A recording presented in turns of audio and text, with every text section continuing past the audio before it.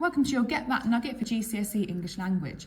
Today we'll be concentrating on giving you a framework to answer Paper 2 Question 5, the writing section of this paper. This session is to complement your lessons with your teachers and not to replace them in any way. To begin, I just want to look at the assessment objectives for this question.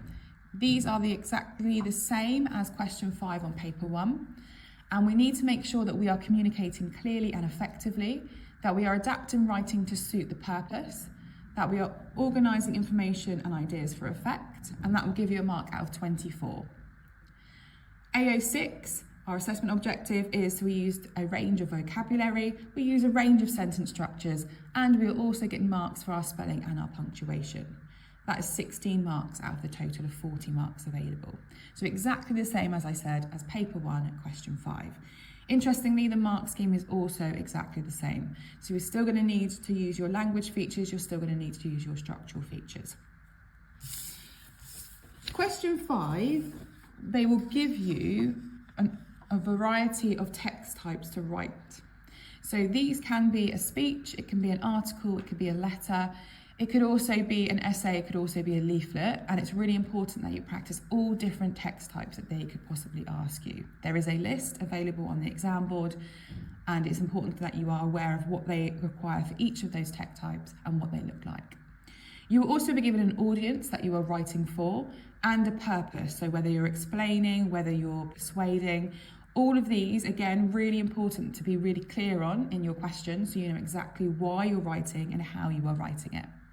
And as I mentioned, language features and structural features also must contain in your answer. The first thing I want to run through, which is a very effective way of approaching the question, is what we call deforest. Now, this may look similar to things that you've seen before. It may be that your teacher uses aforest, it may be that they use this or some other mnemonic in variation to this. Essentially, this is a bit of a checklist for you to make sure that your writing contains these things, especially persuasive writing.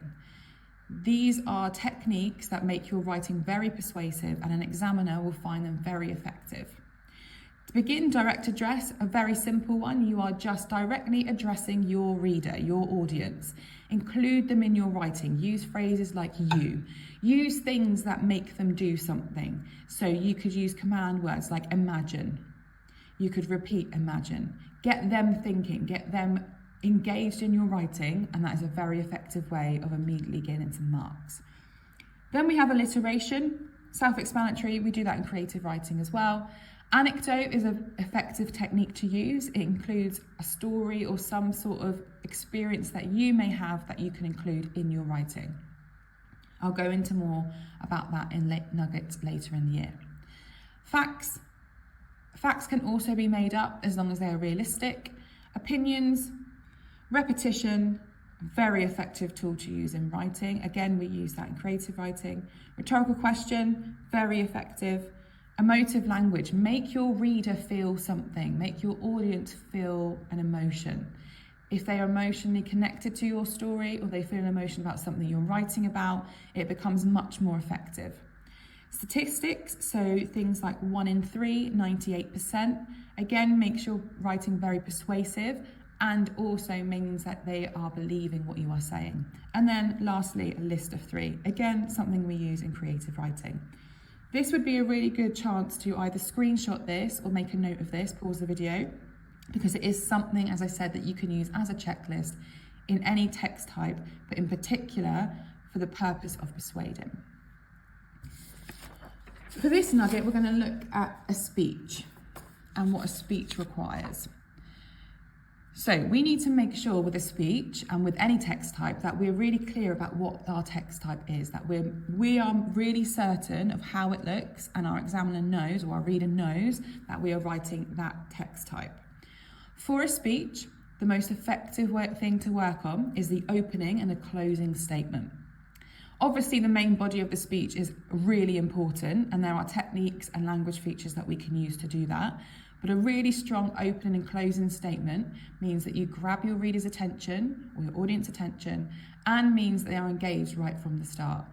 Remember, your examiner is marking hundreds of these, and you want yours to stand out.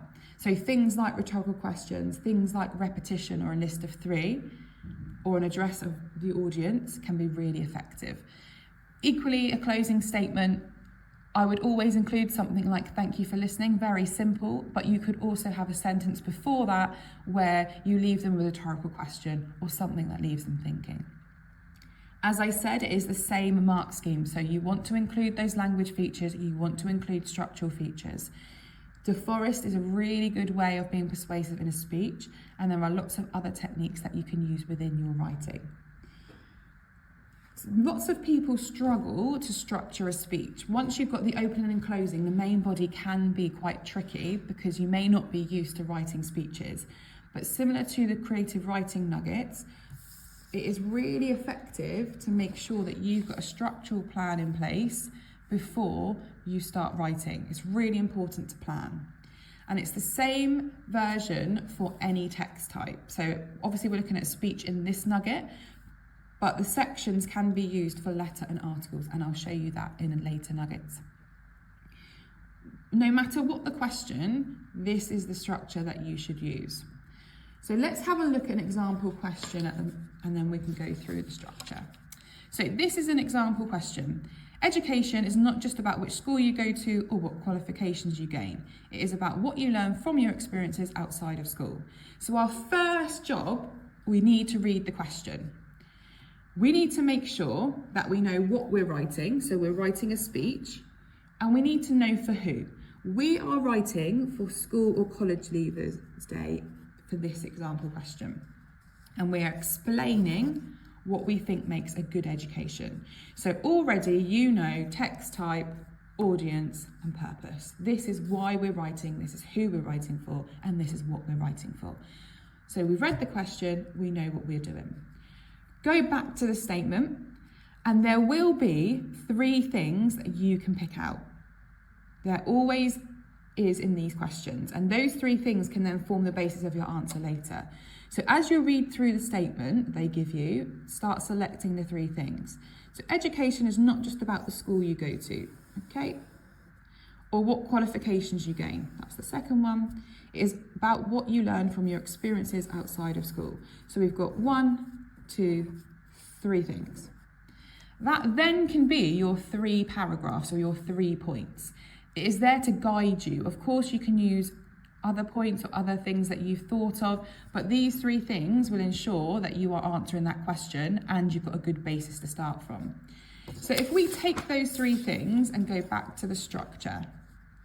So our main point 2, and then our best point. And this is those 3 things. So easily, you have already got something to write about, and it can be in any order. It's completely up to you. Obviously the best point, which is what you're going to end with before your conclusion, can be the one that you're most confident talking about, or that you've got the most to say, or the most persuasive, or the thing that you're going to, in our case, explain the best. That is up to you. As I said, it doesn't have to be in the order of the question, it can be in any order. Once you've done that, then you need to start thinking about a counter argument. It's really important that you include a counter argument in your answer to show that you've considered both sides. Then you're left with your introduction and conclusion. Now we know that we are writing a speech, and you will already know, because we've just gone through it, that you need a really clear opening and closing statement. Now this is where we can start using things like repetition, rhetorical questions, direct address, all of the things from De Forest that start making it effective. So in introduction, a really good tip to use is the word imagine. And what you want is 3 sentences that all begin with the word imagine. Immediately, your audience is imagining. You are commanding them to do something, and they are thinking and engaged about what you are saying. Your conclusion, I recommend that you close with a rhetorical question. Very effective, leaves your reader or your audience thinking something. And then, of course, you end with thank you for listening, because in our case, this is a speech. Just going back to the counter argument, when you've come up with your idea to counter the argument they've given you, it's really important to remember this is not a for and against piece of writing. This is somewhere where you are trying to show them, whether you're explaining or persuading, that you are right. So you explain your ideas, but you need to address the opposing view. But then you need to bring them round to your way of thinking. So I understand you may feel this, however. Or education is really important, grades are really, really important, however. So use words to turn it round back onto you. And then you're going to end with your best point that you can really explain that you're really effective, and then you close with your conclusion. This will obviously take more time than what I've just shown you. That was a quick run through of that plan. But I would screenshot this because this is the structure that you're going to use for every one of these text types. Very, very clear and something very easy to remember. This question takes a lot of practice. It's very similar to the paper 1 question 5, creative or descriptive writing. But with structure and with practice, this is a really good question to gain a lot of marks on. Remember, this question is 40 marks, so it's half of the paper. So either screenshot or make a note of this structure, and I would recommend that you start using it to plan responses for this question. So either pause the video, as I say, or take a screenshot. And then I would think it's a very good idea to leave you with a question to practice. And I'm sure if you give this to your teacher, they'd be really happy to review and feedback for you using this question and this plan.